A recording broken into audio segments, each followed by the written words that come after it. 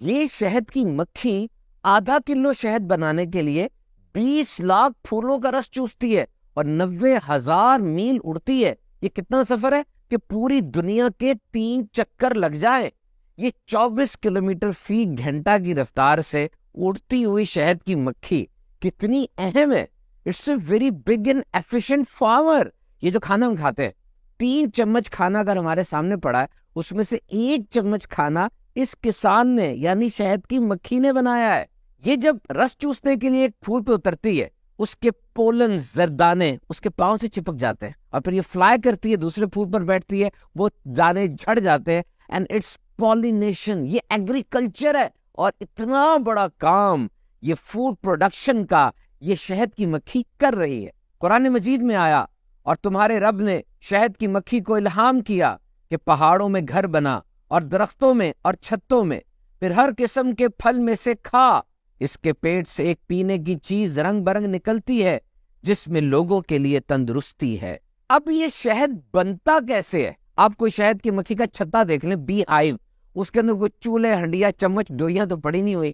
تو یہ ہوتا کیا ہے؟ شہد کی مکھی کے 2 پیٹ ہوتے ہیں، ایک کو آپ کہہ لیں ریگولر سٹمک جس میں کھانا وغیرہ ڈائجسٹ ہوتا ہے، اور ایک اس کا ہنی سٹمک ہے۔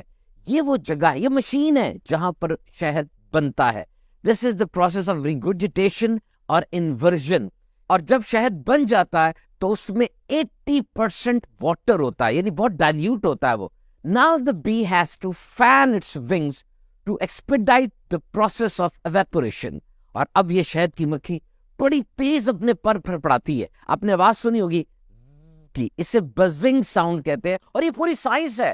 اب حیران ہوں گے، ایک شہد کی مکھی 1 سیکنڈ میں 230 مرتبہ اپنے پر پڑپڑاتی ہے، 230 مرتبہ 1 سیکنڈ میں۔ اور اب اتنی تیز ہوا میں وہ جو پانی ہے وہ سارا اڑ گیا اور خالص شہد باقی رہ گیا، اور یہ شہد کی مکھی اس کے اوپر وائٹ سیل لگا کے اس کو بند کر دیتی ہے۔ جناب، اہرام مصر یعنی پیرامڈز آف ایجپٹ سے بھی شہد ملا ہے اور ابھی تک وہ پینے کے قابل ہے، یعنی اس کی شیلف لائف کتنی زیادہ ہے، کین یو امیجن؟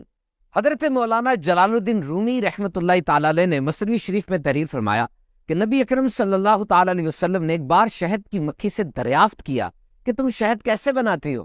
انہوں نے عرض کی، یا رسول اللہ صلی اللہ تعالی علیہ وسلم، ہم مختلف قسم کے پھولوں کا رس چوستی ہیں، پھر وہ رس اپنے منہ میں لیے چھتوں میں واپس آتی ہیں اور وہاں پر اگل دیتی ہے، یہی شہد ہے۔ ارشاد فرمایا، پھولوں کے رس تو پھیکے ہوتے ہیں، شہد تو میٹھا ہوتا ہے، تو شہد میں یہ مٹھاس کہاں سے آ جاتی ہے؟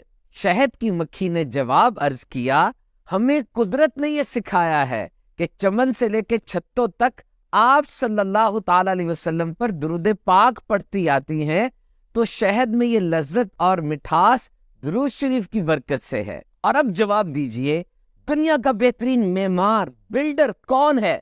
After centuries of researches, scientists have finally concluded that the best efficient builders are honeybees۔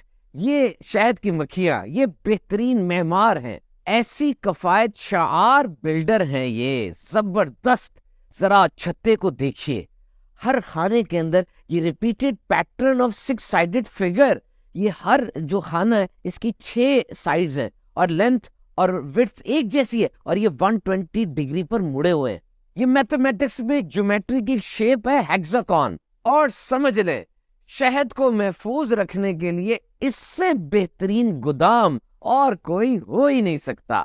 تو جناب، بات تو سمپل سی ہے، یہ عام مکھی میٹھے کی طرف جاتی ہے اور شہد کی مکھی دنیا کا بہترین میٹھا ہمارے لیے بناتی ہے، اور اس میں شفا ہے۔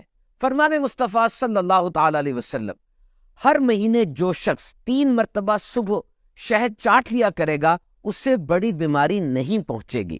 تو شہد کا استعمال کریں، اس کے ہیلتھ بینیفٹس کی سی وی کتنی بڑی ہے۔ ویسے بھی شہد لیا جا سکتا ہے اور اس کو مختلف ڈشز کے ساتھ ملا کر بھی استعمال کر سکتے ہیں۔